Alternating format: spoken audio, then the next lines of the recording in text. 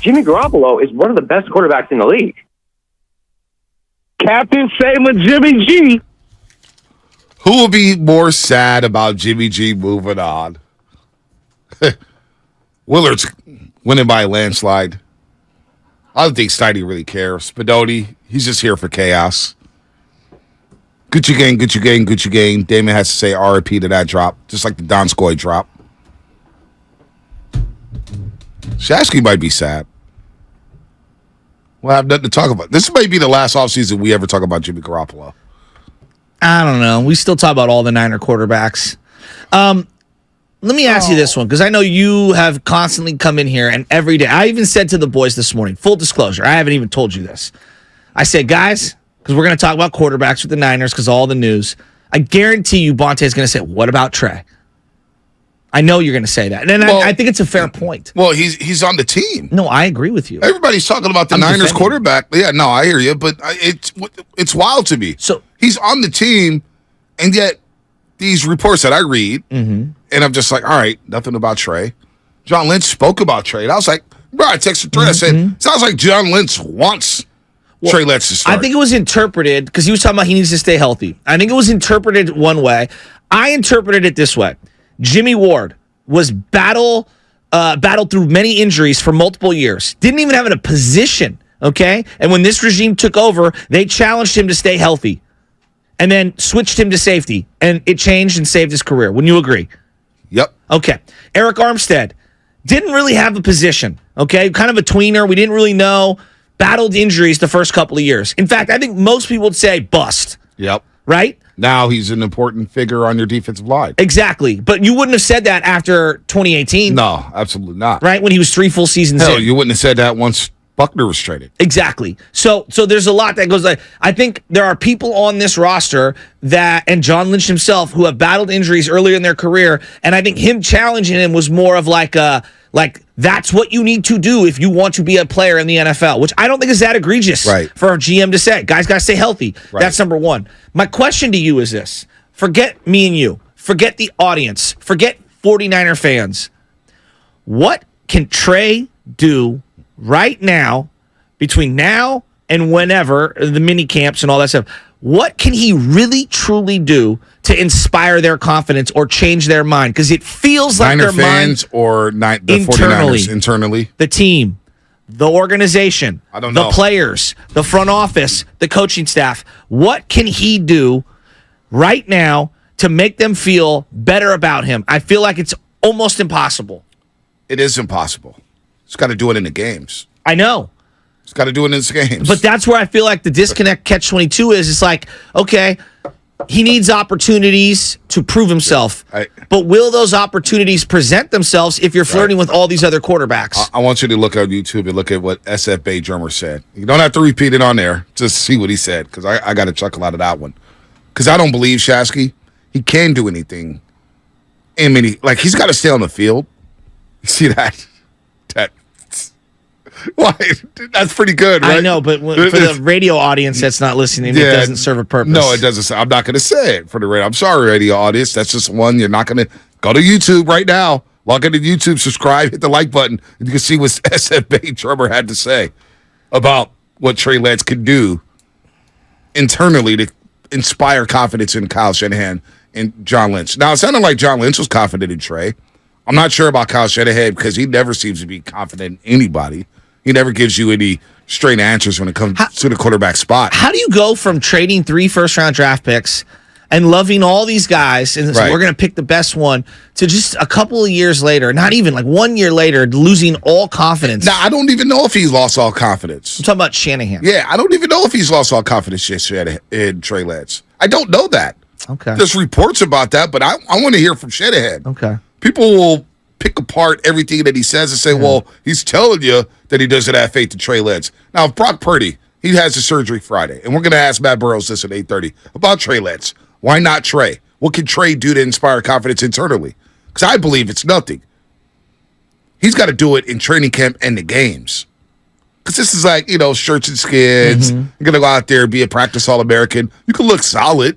But to me, it starts in training camp in the games. Well, and I think this is where, if you're bringing in a veteran to compete with Trey Lance, it's a double-edged sword. Yes, I want them to compete, but simultaneously, you're splitting reps and opportunities. Now, I know you said, Joe, there's a lot of reps, but like, if you get a guy who's of a higher caliber quality than what I think people, if you get Teddy Bridgewater, that's one thing, right? If you're going out and you're getting, I don't know, who would it be another? Jimmy Garoppolo. Let's just say it's Jimmy Garoppolo. They're splitting reps equally. How does that help him? How can he win him? Even if he's blowing them away in practice, he needs more and more and more, right? Yeah. So I find it hard to feel he's going to take this quantum leap in the offseason, sight unseen. To me, it all starts at training camp in the games because I don't believe he can do anything in the offseason. He go out there and throw with Brendan Ayuk. He did that last year. And they look good. Their synergy was good. Their chemistry was really good. Nobody ever talks about that anymore. Well, it was really good. I mean, Lubman, real quick, get on the mic here. Nobody talks about that anymore. Lubman, who had the best connection on the team last year of all the quarterbacks, wide receivers, and tight ends? Best connection is it really Brock and George Kittle? No, I was saying in training camp. Oh, in training camp. Ayuk and Trey Lance to me. Was it Sudfeld and Ross Dwelly? No, it was probably Ayuk and Lance. They were completely in sync. They worked out. And so, I'm seeing a couple texts here. Trey is not him. Swing and a miss. It happens. Is it a bust? Have we seen enough to know that he's a bust? Because, we have all these conversations about the quarterback, and Trey Lance's name never gets brought up, and he's on the team. He's a number 3 overall pick from a couple years ago. And that's why a few weeks ago when I said I'm getting Wiseman vibes, that people just don't want Trey on the team. Yeah, I'm feeling that, too. So if we're going to pivot, then pivot. Pivot. Again, I go back to something I've said for the last 6 years when it comes to Kyle Shanahan. If you don't like the quarterback, to get the quarterback you like. Who do you like? And I think that's the biggest question out there. Who does Shanahan like a quarterback? What does he like? This now brings a bigger question in. I don't even think he knows what he likes. If we're being honest, isn't that a problem? I think he's brilliant on so many things, and I think when it comes to quarterback, I actually don't think he knows what he wants. That's a problem to me. Year 7, dog. When you get to the menu, Year 7. There are certain places. Cheesecake Factory is one of these places. I love the Cheesecake Factory. There's so many pages on that menu. It's paralysis by analysis. When you listen to Shanahan talk about what he's looking for in his prototypical quarterback, he starts listing like 50 attributes. Right. I want him to run like Lamar. I want him to throw like Burrow. I want him to, be smart like Brady. Like, how many guys possess all of those traits simultaneously?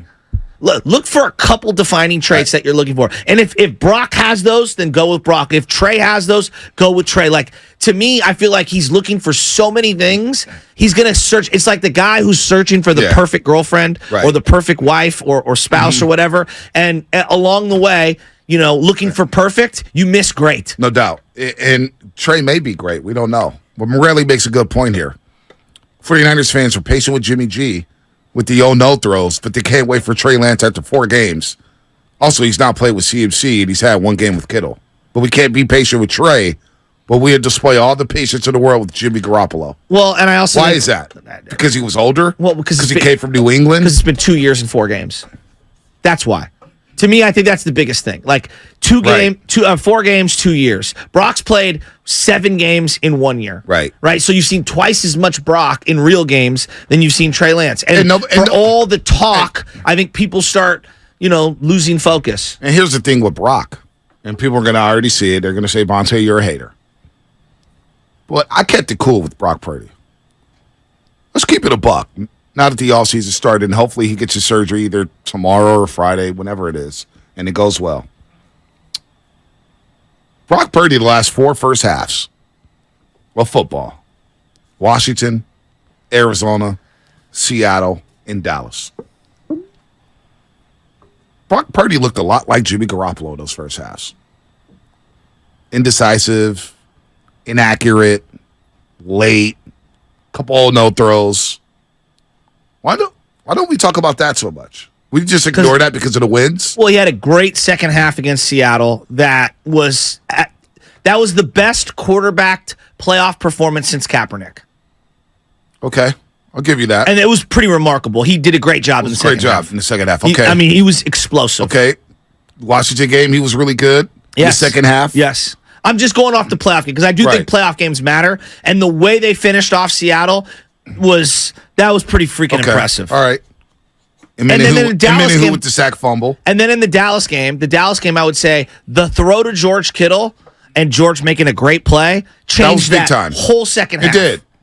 He made some plays. I think if they don't beat Dallas, we're having a totally different conversation about Brock heading into this year. Because we did that to Jimmy. How you end the season, I do think if he doesn't get hurt in the Eagle game and that game plays out, even if he plays good and they fall short, he's still the starter. We're going to pick apart misplays. Right? But he would still be the starter, though. I think they lost 23-20 in Philadelphia. Like, damn, you got a quarterback. But the shine, B, right now, like the way it went down, there is no negative that's going to be addressed. Right. When you lose, even if you are brilliant, you're 23 of 25 for 300 yards. What about those 2 non-passes? What about that 1 throwaway? Maybe if he would have extended the play. Because Niner fans and football fans are sick. Yeah. We expect perfection, even though Mahomes is closest to perfect, and he's not perfect.